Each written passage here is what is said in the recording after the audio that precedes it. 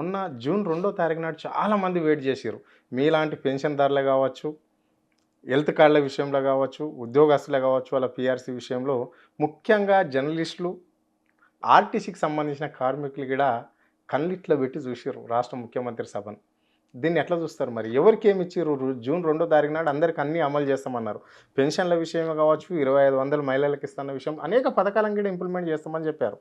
మరి ఎవరికన్నా మొన్న జరిగిందా? అంటే రేవంత్ రెడ్డి గారి మాట్లాడుకోదలుచుకున్న అన్ని అన్నీ ఒక విచిత్రాలే. ఓయూ మీటింగ్ పోయిండు. ఆయనకి ఇంగ్లీష్ వస్తుందో నీకు తెలియదు, నాకు తెలియదు, రాదో కూడా మనకు తెలియదు. ఆ మీటింగ్ పోయిండు. అంతకుముందే 1000 కోట్లు కేసీఆర్ గారు ఫండ్ ఇచ్చిండు, బిల్డింగ్స్ తయారై రిబ్బన్ కటింగ్ పోయిండు. పోయి ఒక మీటింగ్ పెట్టిండు. ఆ మీటింగ్లో ఇంగ్లీష్ నాకు రాదయా, ఇంగ్లీష్ వచ్చినట్టు పరిపాలన చేస్తాడే, నాకు రాదు, నేను చేస్తలేనా, నా పరిపాలన చక్కగా ఉంది, నా రాజ్యం ఎంత చక్కగా ఉంది, ఇంగ్లీష్ వచ్చేలో పెట్టుకుంటా, వాళ్ళతో చేపిస్తా, రావాలని ఉన్నదా, జపాన్ అనుకో ఇంగ్లీష్ వస్తుందా, జర్మన్ అనుకో ఇంగ్లీష్ వస్తుందా, నేను కూడా గంతే అని చెప్పిండు. ఇంకప్పుడు తెలిసింది అలాంటి వాళ్ళందరికీ ఈయనకి ఇంగ్లీష్ రాదు చక్కదనం అని అర్థమైపోయింది. సంబంధం లేనటువంటి సబ్జెక్టు మాట్లాడు, 10 మందిలో పలసనబడు రేవంత్ రెడ్డి గారు అలవాటు. దిల్సుఖ్నగర్కి పోతే విమానాలు కూడా దొరుకుతాయి అంటాడు. హైదరాబాద్ చుట్టూ 3 సముద్రాలు ఉన్నాయి అంటాడు. 3 దిక్కుల సముద్రం ఉన్న ద్వీపకల్పం మన హైదరాబాద్ శ్రీలంక మాదిరిగా హైదరాబాద్ ఉందా అంటాడు. ఇక మనం అందరం కూడా బట్టలు చింపుకొని 3 సముద్రాలు ఏడవునేని ఎన్నుకులాడాలి, అందరు ద్వీపకల్పం వేడుందని ఎన్నుకులాడాలి, దిల్సుఖ్నగర్ దుకాణంలో పోయి విమానం దొరుకుతుంది అని అడగాలి. ఇట్లాంటి అద్భుతాలు మాట్లాడేటువంటి అవివేకి రేవంత్ రెడ్డిగా ముఖ్యమంత్రిగా ప్రజలు గుర్తించలేదు. అవివేకగా మాత్రం ఒక హాస్యధోరణిలో మిగిలిపోయిన మాట వాస్తవం. జూన్ 2వ తారీఖు నాడు, ఇంతకంటే ముందు ఇంకొక సందర్భం చెప్తా, ఒక మీటింగ్ పోయింది ఎక్కడికో, అంత ఇంగ్లీష్లో స్పీచ్ రాసి ఇచ్చారు. ముందటి 2 పేజీలు మంచిగానే ఉన్నాయి, ఆ ఇచ్చేటోడు మధ్యలో 2 పేజీలు వీకేసినట్టుంది. 1, 2, 3, 4, 5 పేజీలు లేవు. ఆ 2 పేజీల్లో మీటింగ్ మాట్లాడతారు, 3వ పేజీ వెతుకుతారు, ఎటుకాడ వెతికినా 3 కనబడతలేదు, 4 లేదు, 5 లేదు, మళ్ళీ 7వ పేజీ ఉన్నది. 2వ పేజీకి 7వ పేజీకి లింక్ పెట్టి మాట్లాడితే దానికి కూడా సంబంధం లేకుండా పోయింది. ఏమంటే మీలాంటి రిపోర్టర్స్ రాసిర్రు, మిస్ అయిన ఇంగ్లీష్ పేపర్లు, మాటకు సంబంధం లేకుండా మాట్లాడిన ముఖ్యమంత్రి అని రాసిర్రు. అంటే స్క్రిప్ట్ రాసిచ్చేటోడు వేరుంటే మాట్లాడేది ఇట్లా ఉంటే గట్నే ఉంటుంది. మొన్న కూడా ఎర్రటి ఎండ కొట్టచ్చు, నిజమే, నువ్వు ఉన్న దుబాయ్ కాదు, నువ్వు ఉన్న సౌదీ అరేబియా కాదు, ఎడారి ప్రాంతం కాదు, ఎండ నీకే కాదు మాకు కూడా కొట్టింది, కింది స్థాయి నుంచి కష్టపడి వచ్చినోడివి. ఆయన కష్టపడి వచ్చిన చెప్పడు ఎక్కడ తొక్కుకుంటా వచ్చినా అంటాడు. ఏం దొక్కుతావు? రోడ్డు మీద నడితే రోడ్డు దొక్కుతావు, దారిలో నడితే దారి దొక్కుతావు, కింద రాళ్ళు ఉంటే రాళ్ళని దొక్కుతావు. ఆయన దొక్కింది ఎవరిని? మనుషులను. ఎవరి మనుషులను? రాజకీయ నాయకులను, అడ్డొచ్చేటోళ్ళు అందరినీ తొలగించుకుంటా, తొక్కేసుకుంటా, పీకేసుకుంటా వచ్చిండు. ఎందుకంటే బాలకృష్ణ సినిమాలో చెప్తాడు, మొక్కే అని పీకేయకుండా వదిలేస్తే వృక్షం అవుతుంది, కష్టమైంది అని. అట్లా అందరిని అడ్డొచ్చినట్టు తొక్కేసుకుంటూ వచ్చినటువంటి రేవంత్ రెడ్డి గారిని చూసి చివరికి ఏమైపోయిందంటే, మొన్నటి దాంట్లో స్పీచ్లో నీ బోటి నా బోటి వాళ్ళందరూ కూడా ముఖ్యమంత్రి గారు మాట్లాడుతుండే, ఎర్రటి ఎండ కొట్టినా సరే అది వినాలి, మనం పోవాలనేటువంటి ఉత్సాహంతో పాపం కళ్ళల్లో ఒత్తులేసుకొని చెవులన్నీ క్లీన్ చేసుకొని ఇవాళ ఏం మంచి మాటలు చెప్తాడో విందాము, జూన్ 2 కదా అని అనుకున్నాం. ఆయన మాట్లాడి చివరికి సడన్గా ఆపేసి ఎండ బాగా కొడుతుంది అని కట్ చేసిన పరిస్థితి. అక్కడ చెప్పదలుచుకున్న ఏం మిగిలిపోయినాయి, అందులో ఏమున్నాయి, ఏం కథ మాకు అర్థం కాకపోయింది. బుక్లెట్ ఉందని చెప్పిండు కదా, బుక్లెట్ ఉందని చెప్పాడు, అందులో ఏమున్నాయో చూడలేదు కదా. ఇస్తామన్నాడు మరి. నువ్వు జూన్ 2వ తారీఖు నాడు చాలా మందికి తీపి కబురు అన్నాడు కదా. సున్నా, ఏదీ లేదు. ఎవరెవరికి మా హెల్త్ కార్డ్స్ చెప్తాడు అనుకున్నాడు. మా హెల్త్ కార్డ్స్ మా కటింగ్ వాడంగానే మొత్తం మేము ఎదురుదాడి చేసినాము. మాకు చెప్పకుండా మా డబ్బులు ఎట్లా కట్ చేస్తావు, పెన్షనర్ల డబ్బులు ఎట్లా ఆగం చేస్తావు, ఉద్యోగులు ఎట్లా ఆగం చేస్తావు, నీకు ఎవడిచ్చిండు అధికారం మిస్టర్ రేవంత్ రెడ్డి అని మేము ఎదురు తిరిగిన తర్వాత ఇదంతా ఎటో పోయేటట్టు ఉందని అది చెప్పడం బంద్ చేసిండు. ఇక 2500 మహిళలకు ఏం చేసిండు, స్కూటీలు ఏం చేసిండు, 4000 పెన్షన్ ఏం చేసిండు, రైతు బంద్ ఏం చేసిండు, రుణమాఫీ మాత్రం అబద్ధం ఆడిండు. అందరికి రుణమాఫీ చేసిన 2 లక్షల రూపాయలు అన్నాడు, అందరికి కింది మీద చూసుకున్నాం. రైతు బంధు వరుస పెట్టి ఇచ్చిన అన్నాడు, ఎకరానికి ఒకసారి ఇచ్చిండు. నాకు 5 ఎకరాలు ఉంది, ఇంకో 3 ఎకరాలకు రానేలేదు. ఇట్లాంటి అబద్ధాలు మాట్లాడే కాడికి మాట్లాడిండు. ఇక వెనక ఏమున్నాయో చెప్పితే సాధ్యపడే అనుకున్నాడా, ఇవన్నీ ఇవ్వలేని అనుకున్నాడా, ఇవన్నీ చెప్తే మళ్ళీ నా బొచ్చు బిగుతారు అనుకున్నాడా, 2 ఏళ్ళ నుండి బతుకుడు కష్టం అనుకున్నాడా, ఏమనుకున్నా మాత్రం అందరి ఆశల మీద నీళ్లు జల్లి అందరి నోట్లో మట్టి కొట్టి అంతటితో వెళ్ళిపోయాడు. నిజమే మనం అనుకుందాం ఎండ బాగా కొట్టినందుకే మాట్లాడలేకపోయినని. తెల్లార ప్రెస్ మీట్ పెట్టి చెప్పొచ్చు కదా. రైట్. ఆర్టిస్ట్ కార్మికులు అయితే 1000 కళ్ళతో వెయిట్ చేసారు. ఎందుకంటే జూన్ 2వ తారీఖు మొన్న వాళ్ళు ధర్నాలు ఆందోళన చేసినప్పుడు ఒకడు అమరవీరుడు కావడం జరిగింది, శంకర్ గౌడ్. ఆ విషయంలో మీరు సమ్మెను విరమించుకోండి, మీకు జూన్ 2వ తారీఖు నాడు విలీనం చేస్తున్నాం ప్రభుత్వంలో అని చెప్పిండు. మరి వాళ్ళకంత పెద్ద అరుణ్ గారు హెల్త్ కార్డ్స్కి జివో 86 ఆనాటి టీఆర్ఎస్ ప్రభుత్వము ముఖ్యమంత్రి కేసీఆర్ గారు ఇచ్చారు. ట్రస్ట్ కూడా ఫామ్ చేస్తాము నాటి ఆర్థిక మంత్రి ఆరోగ్య మంత్రి హరీష్ రావు గారు చెప్పారు, జివో కూడా ఇచ్చారు. అది ఎన్నికల సమయంలో జరగలేకపోయింది. ఎన్నికలు అయిన తర్వాత అవే కార్డ్స్ జేఏసీ నాయకులు అడిగితే 5 DAలు అడిగితే అటకెక్కించిండు, పిఆర్సీ అటకెక్కించిండు. మేము కడుపు నిండా ఫిట్మెంట్ ఇచ్చినటువంటి కేసీఆర్ గారిని పక్కన పెట్టి 1వ తారీఖు నాడు జీతాలు ఇచ్చుడే ఎక్కువ, మీకు ఏమైనా ఎక్కువ మాట్లాడితే ఇది కూడా రాదని బెదిరించే ముఖ్యమంత్రి గారికి మనం లోబడి పనిచేసినాం. చివరికి ఏం జరిగింది ఇప్పుడు అంటే అనుకున్నదంతా ఒకవైపుగా ఉంది, ఆశపడ్డదంతా ఇట్లా ఉంది. ఆర్టీసీ వాళ్ళ సమ్మె జరిగినప్పుడు ఆర్టీసీని విలీనం చేయాలనే జీవో నాటి ముఖ్యమంత్రి కేసీఆర్ గారు ఇచ్చిండ్రు. ప్రక్రియ షురూ కాలే. ఈయన ప్రక్రియ షురూ చేసి విలీనం చేయమని అడిగి విలీనం కాకపోతే పిఆర్సీ పెండింగ్ ఉంటే ఆర్టీసీ కార్మికుల బతుకులు బజార్న పడుతుంటే తట్టుకోలేకుండా శంకర్ గౌడ్ అనేటువంటి వ్యక్తి పెట్రోల్ పోసుకొని కాల్చుకొని ఆత్మార్పణం చేసుకుంటే దాన్ని చల్లబరచడం కోసం, దాన్ని డైవర్ట్ చేయడం కోసం రవాణా శాఖ మంత్రి పొన్నం ప్రభాకర్ గారు, ముఖ్యమంత్రి గారు పట్టి విక్రమార్క గారు ఆ వాగ్దానం చేసి మేము విలీనం చేస్తాం, మేము సంఘాలకు గుర్తింపిస్తాం, మీకు పిఆర్సీ ఇస్తాం, మిమ్మల్ని అందరినీ కూడా సవ్యంగా చూస్తాం అనేటువంటి మాట చెప్పింది. ఇప్పుడు మొన్న ఎన్నికల అబద్ధాలు చెప్పారంటే అబద్ధాలని విచిత్రంగా మాట్లాడుకుంటున్నాం, మనకు అలవాటు అయిపోయింది, రేవంత్ రెడ్డికి అలవాటు అయిపోయింది.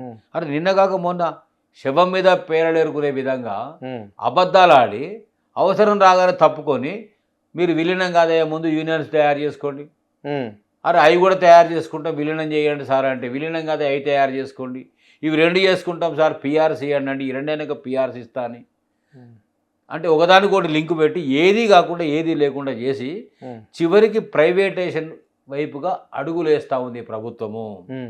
ఎలక్ట్రిక్ వెహికల్స్ పెట్టి బస్సులు తీసుకొచ్చి అవన్నీ ప్రైవేటు డ్రైవర్స్ కండక్టర్స్కి అప్పచెప్పి అవన్నీ ప్రైవేటు వాళ్ళకి అప్పచెప్పే పరిస్థితి ఉంది. ఇప్పటికే మహిళలను లక్షాధికారులను కోటీశ్వరులను చేస్తా అని ఒక్కతోని నేను బస్సులు వచ్చిన మీరు నడుపుకోండి అనే విధంగా ఎట్టి ఆ బస్సులు ప్రైవేట్ వాళ్ళకి ఇచ్చి అందులో ఈ ఆడవాళ్లకు భాగస్వామ్యం కల్పించి మీ అందరినీ చేయడంలో నేనున్నా లేదా అనే విధంగా నాటకీయ పరిణామాల మధ్యలో ఆర్టీసీ ఉన్నది కూడా ఉనికిని కోల్పోతూ ఉంది, అస్తిత్వం ఆగమవుతూ ఉంది.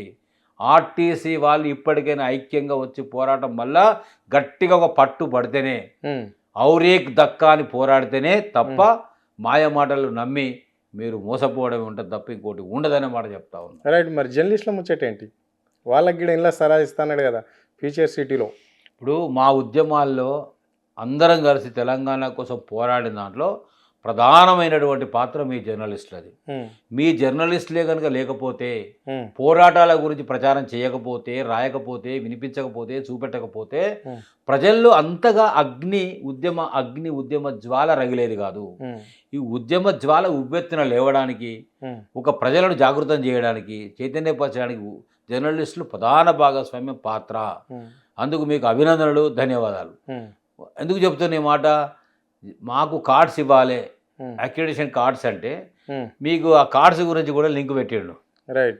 అది రాకుండా పోకుండా తెగకుండా మిమ్మల్ని కూడా విభజించి పాలించనే విధంగా 2-3 గ్రూపులు చేసి ఆడుకుంటున్న పరిస్థితి చూస్తూ ఉన్నారు.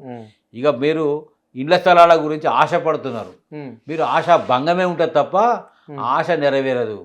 రేవంత్ రెడ్డి గారి ప్రభుత్వము పనికిరాని దగ్గర హైదరాబాద్కు 100-150 కిలోమీటర్ దూరంలో ఏ పోరంబోక్ భూమో, ఏ చెరువు శిఖం భూమో, ఏ ప్రభుత్వ భూమో పంచరాయ దొరికితే అందులో మీకు ఇచ్చినమనే పేరుతో ఇస్తే ఒక ప్లాట్ ఇస్తాడేమో తప్ప హైదరాబాద్ లాంటి చోట మీకు ప్లాట్ ఇవ్వడు అని 100% నేను చెప్తా ఉన్నా. ఎందుకంటే అట్లాంటి ఆలోచన ఆయనకు లేదు, ఆ చిత్తశుద్ధి లేదు. ఇవాళ అన్నాడు, మా కేటీఆర్ అన్నాడు, ఇలా మీకు ప్రైమ్ ఏరియా లోపల మళ్ళీ అధికారంలోకి వస్తే 100 ఎకరాల భూమిలో నార్సింగి కానీ మంచిర్యాల కానీ అట్లాంటి ప్రాంతం లోపల 100 ఎకరాలలో మీకు ఇండ్ల స్థలాలు ఇచ్చి తీరుతుంది బీఆర్ఎస్ మళ్ళీ అధికారం వచ్చిన తర్వాత మీకు చేసి చూపిస్తాము అని చెప్పాడు. అంటే అది చేసి చూపుతామని చెప్పినప్పుడు ఈయన ఇప్పుడు చేయాలి కదా. అదే మంచిర్యాల అదే నార్సింగ్లా 100 ఎకరాలు వీళ్ళు అసాధ్యం అనండి. 100 ఎకరాలకు బామ్మర్దులకు వస్తాయి, భూమర్దులకు వస్తాయి, అందరికీ అన్న సంతర్పణకు చేయొచ్చు, కృష్ణార్పణం చేయొచ్చు, భూభారతిని భూహారతి చేయొచ్చు. మరి జర్నలిస్టులకు భూమి ఇవ్వడానికి 100 ఎకరాలు దొరకట్లేదు రేవంత్ రెడ్డి గారికి. చిత్తశుద్ధి ఉంటే చేసి చూపెట్టాలి. జర్నలిస్టులకు కార్డు ఇచ్చి జర్నలిస్టుల మనసుల్లో స్థానం సంపాదించుకోవాలి. నేను సరైన పరిపాలకుడిని, మీ ఆలోచన నిలబెట్టినా, మీ ఉద్యమాన్ని గుర్తించిన అని మాట చెప్పాలి. ఉద్యమకారులకు న్యాయం చేయలేదు కేసీఆర్ అన్నాడు. ఈయన వచ్చినాక ఏం న్యాయం చేసిండండి? ఎవరిని గుర్తించిండు? 250 గజాలు ఇస్తున్నాడు కదా. ఎక్కడ చెప్పిండు కదా ఉద్యమకారులకు. ఎప్పుడే మనం చూసినాం కదా, మంత్రిని కూడా అడ్డుకున్నారు కదా. ఎప్పుడే ఉంటుంది. ఇచ్చింది ఎక్కడ? వచ్చింది ఎక్కడ తీసుకుంది ఎక్కడ? కాబట్టి ఊరించి ఊరేగు, రేపటి దానికి రూపం లేదు. ఆ రకంగా పరిపాలన కొనసాగుతూ ఉంది. ఇప్పటికైనా నేను చెప్పేది ఒకటే, వాస్తవానికి దగ్గరగా మీ జర్నలిస్టులకు కూడా నేను చెప్తా ఉన్నా, ఇప్పుడు ఇంటి జాగా కార్డు పక్కకు పెట్టండి. మిమ్మల్ని మనుషులుగా గుర్తించలేదు కదా రేవంత్ రెడ్డి. యూట్యూబ్లు వేసుకుంటాడు, ఆడోటి మెట్లు వేసుకుంటాడు, వీడోటి మెట్లు వేసుకుంటాడు, యూట్యూబ్ అంటాడు, ఆ ట్యూబ్ అంటాడు, చెప్పల వల్ల కొట్టురు, దౌడల వల్ల కొట్టుర్రి, మెడలు బట్టి బయటకు నూకుర్రని ఇంత ఘోరంగా అవమానం చేసిండు కదా. మరి మీ జర్నలిస్టులు అస్తిత్వంతో ఆత్మగౌరవంతో ఉండేటువంటి వ్యక్తులుగానే ఉంటారు నాకు తెలిసి. మరి ఇంత ఘోరంగా మాత్రం ఎవరు మాట్లాడలే. నిరుద్యోగులు ఉద్యోగుల కోసం కొట్లాడితే వాళ్ళ తలలు చేతులు వెలగొడతావు, విరగొడతావు, పోలీసులతో దాడి చేపిస్తావు, ఆర్టీజన్స్ విద్యుత్ కార్మికులు ఉద్యమం చేస్తే బెదిరిస్తావు, భయపెడతావు, లోపరుచుకుంటావు, అంగన్వాడీ వాళ్ళు ఉద్యమం చేస్తామంటే వాళ్ళని బెదిరిస్తావు, ఆశా వర్కర్స్ ఉద్యమం చేస్తే వాళ్ళని బెదిరిస్తావు, అవుట్ సోర్సింగ్ వాళ్ళు కార్పొరేషన్ పెట్టండి ఏజెన్సీని తీసేట వాళ్ళని బెదిరిస్తావు. అంటే నీవు ఇక అనకూడదు, ఉన్నది ఇంతే కానీ పెద్ద పెద్ద పన్నాగాలు పండుతావు. అదే వీళ్ళందరి ఉసురు తగులుతుంది రేవంత్ రెడ్డి గారు, వీళ్ళందరి గోస తగులుతుంది. ఈ గోస తగిలినాడు పోతివీరో రామన్న పసిగుడ్డు ఉసురు తగిలి పోతివీర అన్నాడు గద్దరు వాడిండి ఎన్టీ రామారావు మీద. ఇవాళ కూడా రైతుల ఉసురు తగిలి, పేదోళ్ళ ఉసురు తగిలి, విద్యార్థుల ఉసురు తగిలి, నిరుద్యోగుల ఉసురు తగిలి, నేతనల గీతల ఉసురు తగిలి గాలి వాట వచ్చి కొట్టుకపోతే రేవంత్ రెడ్డి గారు మనిషివే కాకుండా పోతావు కదా. నీకు అధికారం శాశ్వతం కాదు. మనిషిగా బ్రతకడం ఈ కాలం నుంచి అయితే 2 నెలల కాలం ఉంది. మంచి పనులు చేయడానికి ప్రయత్నం చేసి కేసీఆర్ గారి పాలన కొంచెం మర్చిపోయేటట్టు చేయాలంటే 4 మంచి పనులు చేసి చూపెట్టు. రైట్, అదే చివరిగా చెప్పండి ఆ విషయం అంటున్నాడు రేవంత్ రెడ్డి కూడా. 2030 సంవత్సరం వరకు నేనే ముఖ్యమంత్రిగా ఉంటా, ఆ తర్వాత ఇంకో ఎన్నికలు వస్తే మళ్ళా తరానికి అప్పచెప్పేసి నేను కేంద్ర రాజకీయాలు చేస్తానని అంటున్నాడు. ఇది సాధ్యమేనా? మళ్ళా ఇక్కడ కేసీఆర్ ఆనవాళ్ళు లేకుండా చేస్తా, కేసీఆర్ అనే వాడే ఉండడు, మా కాంగ్రెస్ కార్యకర్తలు కేసీఆర్ సమాధి మీద జెండా ఎగిరేస్తారు, కాంగ్రెస్ జెండా అంటున్నాడు. దీన్ని ఎట్లా చూస్తారు మీరు? మొత్తం అదే కదా, చావు భాష, రోత భాష, బూతు భాష, పిచ్చి కూతలు అయ్యే కదా మాట్లాడేది. గుడ్డు తీసి గోటీలు ఆడతా, పేగులు మెడలు వేసుకుంటా, లాగుల తొండలు తోలుతా. ఇక కేసీఆర్ పోస్ట్ మార్టం నుంచి పోస్ట్ మార్టంకే పోతాడు, మార్చూరికే పోతాడు, ఇక లేవలేడు. బాబమ్మ ఇద్దరు కొట్లాడుకు నూకెత్త కాలు ఇరిగింది, తొంటి ఇరిగింది, ఈయన పోయి ముడ్డి కడిగినట్టే, ఈయన పోయి బట్టలు కట్టినట్టే, ఈయన సేవ చేసినట్టే, అదంతా చూసినట్టే. ఇవన్నీ విచిత్రమైన మాటలు, రోత మాటలు మాట్లాడితే రేవంత్ రెడ్డికి అలవాటు. అంతకంటే గొప్ప భాష వస్తుంది ఆయన నోటి నుంచి అని మనం ఆశించలేము, ఊహించలేము.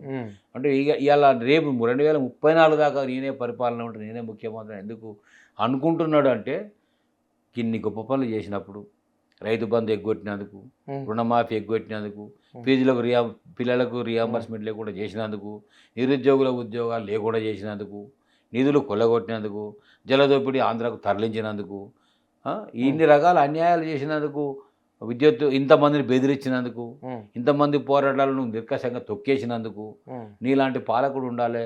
ప్రజారంజకమైన పాలనను ఎంత గొప్పగా అందిస్తున్నాడు. మేము తెచ్చుకున్న మార్పు పేరుతో తెచ్చుకున్న రేవంత్ రెడ్డి, ఈయన కడుపు చల్లకుండా ఈయనే ఉండాలి ముఖ్యమంత్రి అని కోరుకుంటున్న ఎవరైనా చూసినావా రేవంత్ రెడ్డి? ఒక్కడనా అన్నాడా? నేను మన ఊరికి పోయిన 10 రోజులు తిట్టకుండా తిడుతారు.